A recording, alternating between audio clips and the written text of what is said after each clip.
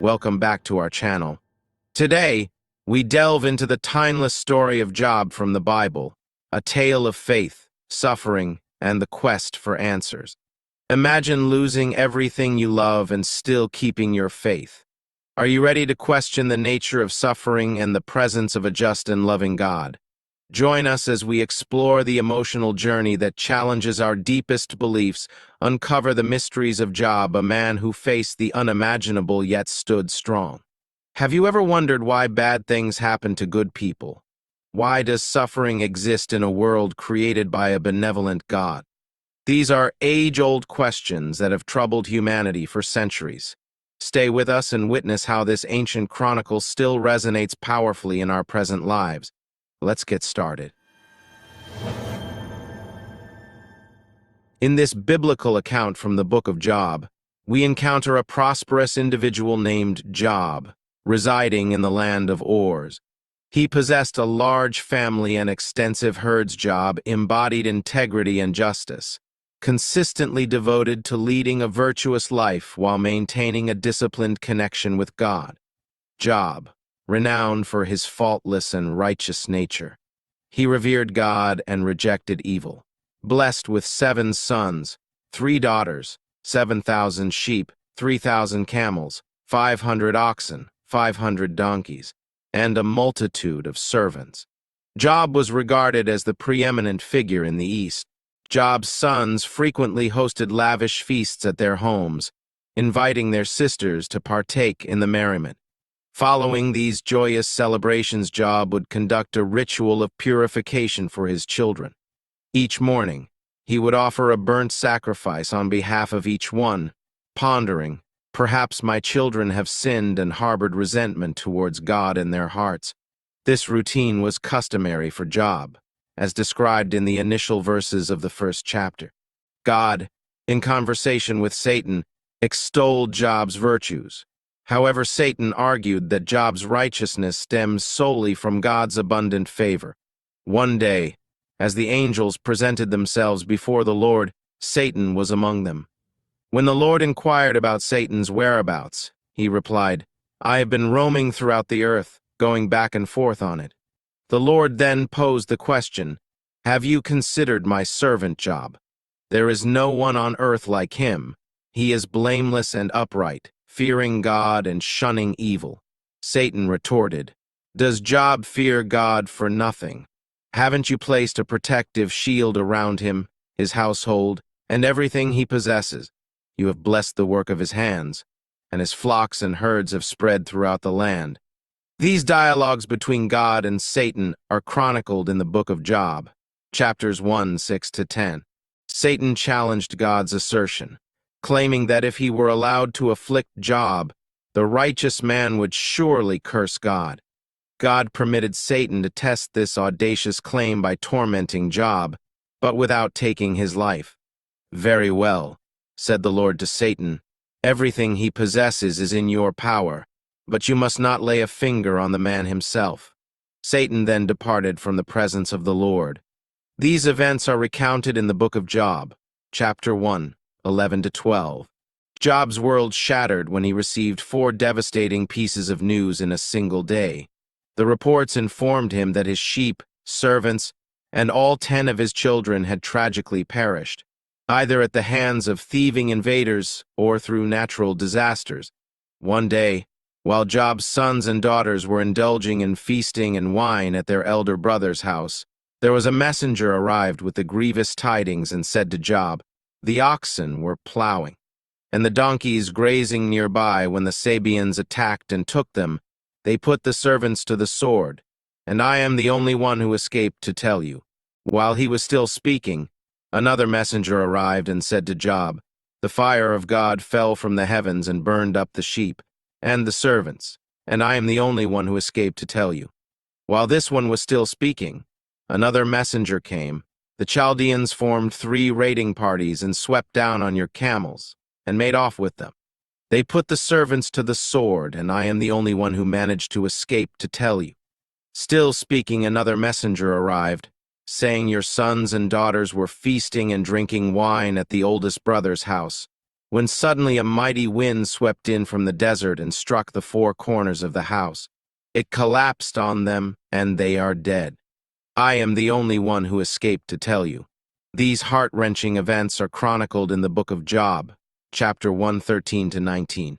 In his profound grief, Job tore his robes and shaved his head. Yet, astonishingly, he still found solace in praising God through his prayers. Rising to his feet, Job rent his garments, shaved his head, and prostrated himself in worship. He uttered words of surrender, acknowledging his nakedness at birth and his inevitable return to dust. He recognized that the Lord gives and takes away, and despite his anguish, he praised the name of the Lord. Throughout these trials, Job refrained from sinning by accusing God of wrongdoing. This remarkable response is recorded in the book of Job, chapter 1:20-22. Satan, once again, appears in heaven, and God grants him another opportunity to test Job. This time, Job endures excruciating sores covering his body. Job's wife, seeking to sway him, urges him to curse God and surrender to despair. However, Job resists her plea and strives to endure his suffering. The narrative skillfully intertwines two parallel plots, one heavenly and the other earthly. The earthly events are the consequences of a preceding incident in heaven, reminiscent of the conflicts portrayed in the book of Revelation. Job's three friends, Eliphaz, Bildad, and Zophar, arrive to console him. They sit silently with him for 7 days, demonstrating their respect for his mourning. On the seventh day, Job breaks the silence and initiates a dialogue, wherein each of the four men offers poetic descriptions of their perspectives and struggles. Job laments his existence, cursing the day of his birth and likening life and death to opposing forces of light and darkness. He yearns for the darkness of non-existence, feeling that life only amplifies his agony. Eliphaz responds, pointing out that Job, who previously comforted others in their suffering, now reveals his lack of understanding of their pain. Eliphaz concludes that Job's suffering must be a consequence of some sin he committed, and advises him to seek God's favor. Bildad and Zophar agree, suggesting that Job's afflictions are a result of his wrongdoing, and they argue that he should strive to exhibit more innocent behavior. Bildad goes so far as to insinuate that Job's deceased children brought their own demise upon themselves.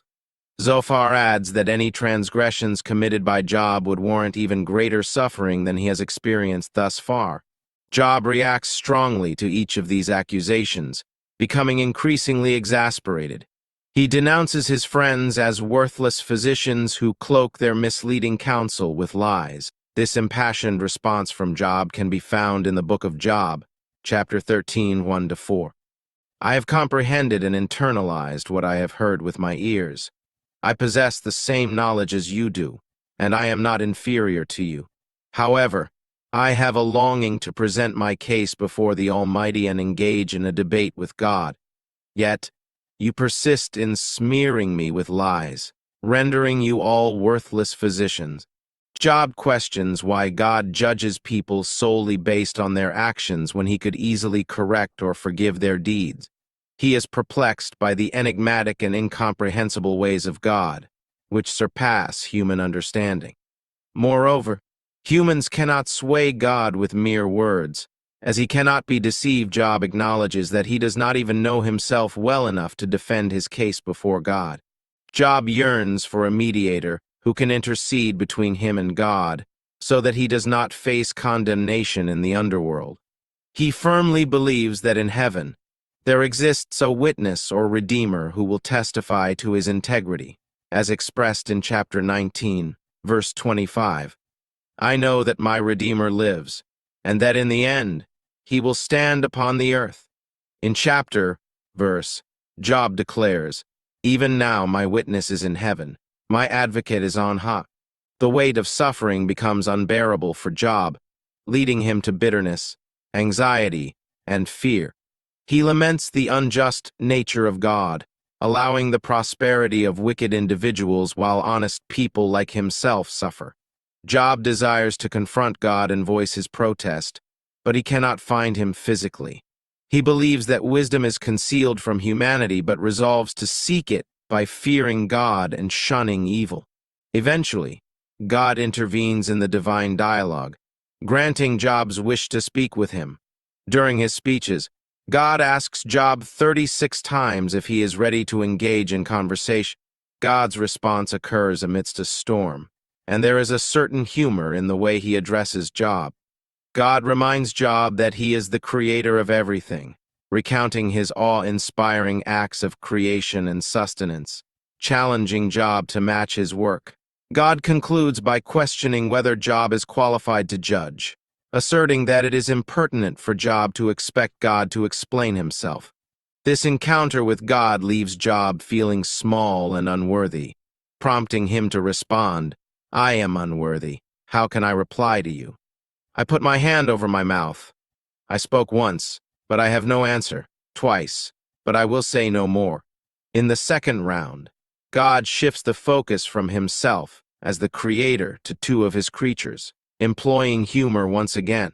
He asks Job about his thoughts on the hippopotamus, behemoth, and the crocodile, Leviathan, as if these extraordinary beasts hold the answers to life's profound questions. Job is reminded that he cannot comprehend God or the animal world, let alone the moral realm. Thus, God's main point is to question why Job insists on arguing with him. Job responds by acknowledging God's omniscience and the fact that no plan of his can be thwarted.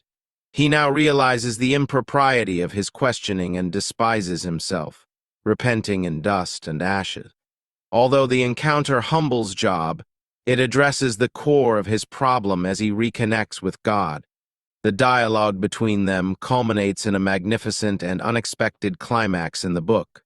In the epilogue, the text transitions from poetry to prose as Job accepts that he should not blame God for their interactions. God restores Job's children, 7 sons and 3 daughters, as well as his properties, camels, and flocks of sheep, making him even richer and happier than before. As a servant of God, Job is rehabilitated. On the other hand, Job's 3 friends face severe reprimand from God, who declares that they have not spoken correctly about Job. This indicates that we should not regard their speeches as absolute truths. What is truly remarkable in the 2 rounds of dialogue between God and Job is that God still does not answer Job's inquiries or reveal his wager with Satan. Job, unaware of the divine wager, did not require knowledge of heavenly matters. He accepted that God had reasons for allowing him to suffer. It is important to note the contrasting perspectives between Jewish and Christian interpretations of the book. In the Old Testament, the Jewish view saw temporal life's problems without considering eternity. They believed that God's justice should manifest in this life, where both good and evil people would end up in Sheol, a shadowy existence. Conversely, Christians perceive suffering in the context of a greater vision of heaven through Christ's work. The hardships of this world pale in comparison to the promised life in heaven. Consequently, the book of Job only offers glimpses of life after death, with Job expressing the hope of meeting God after his death. But this theme is not consistently emphasized. The book of Job consists of 2 primary plots: the divine plot and the earthly plot. The book commences with the heavenly plot, depicting God's encounter with Satan in heaven. Satan, once an angel responsible for reporting sins, had grown cynical, doubting anyone's ability to love God for God's sake alone.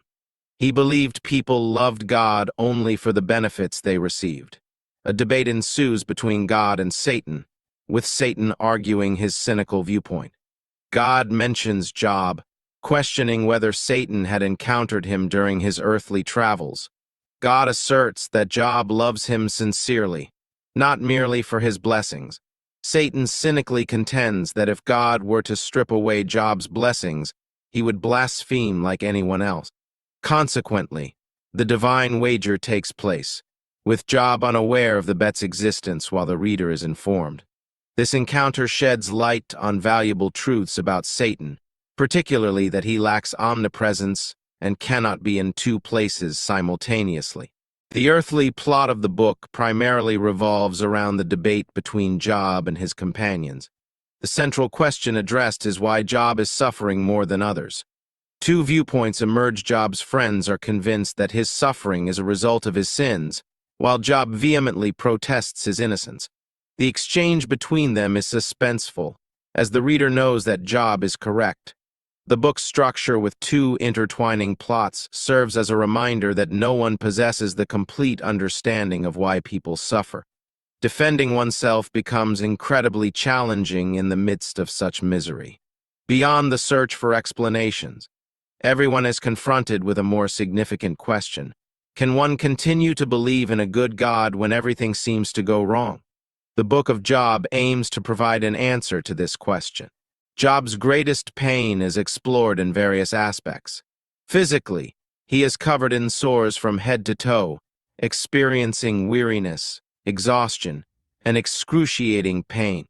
Socially, he becomes a social outcast due to his physical appearance and the awareness of his recent tragedies within the local community. People avoid him, even mocking him, while he sits on a pile of ashes at the village's edge. Mentally, Job is tormented by the lack of understanding regarding the cause of his distressing circumstances, especially since there is no apparent wrongdoing in his past. Spiritually, his anguish is even more profound as he feels distant from God. Job cries out, pleading for God to acknowledge him, speak to him, or even argue with him.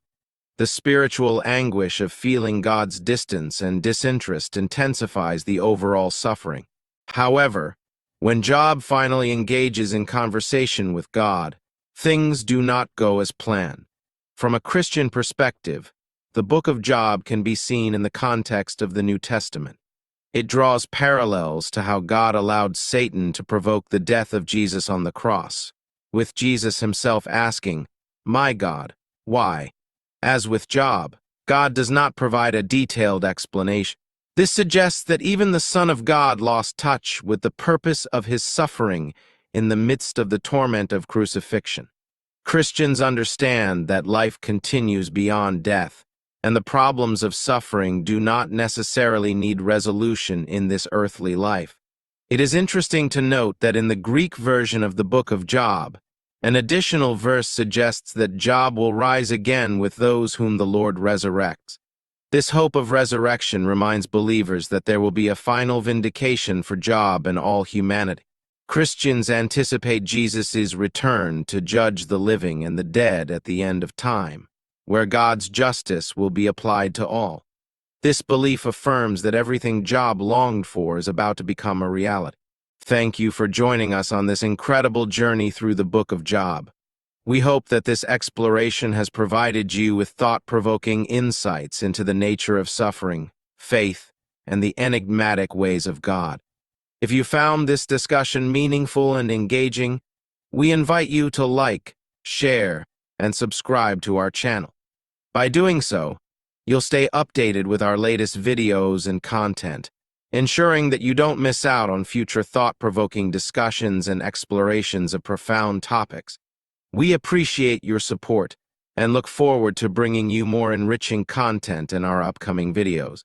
May your quest for knowledge and understanding continue to be filled with inspiration and enlightenment. Thank you once again, and we'll see you in our next video.